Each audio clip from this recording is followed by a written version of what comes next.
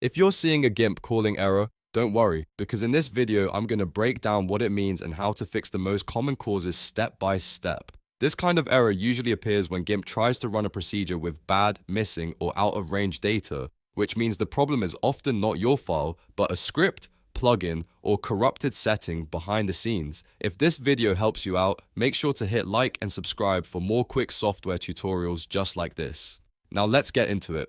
First, let's understand the error itself. A calling error for procedure usually means an automated function inside GIMP failed to process a request correctly. That can happen when a plugin is behaving badly, when a selection is not set up properly, or when GIMP's own internal state gets stuck or corrupted. So instead of guessing, we'll go through the most common fixes in the order that makes the most sense. The first thing to check is whether the problem is happening while importing a PDF in GIMP 3.0 or later. If that's your situation, you may be dealing with a known bug.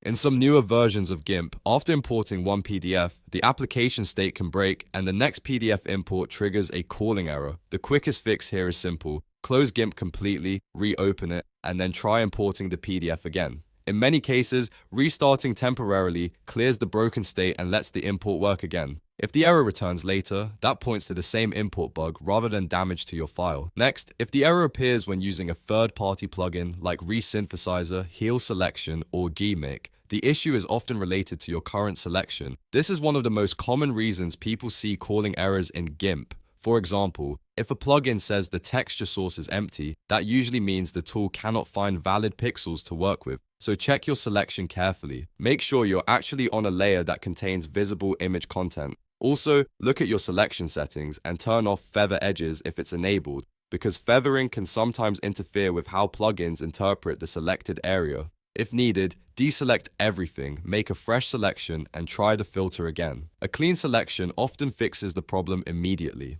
If you still get the calling error, the next thing to try is resetting GIMP's stored dialog settings. Sometimes the app cache or save preferences become corrupted and cause random errors during normal use.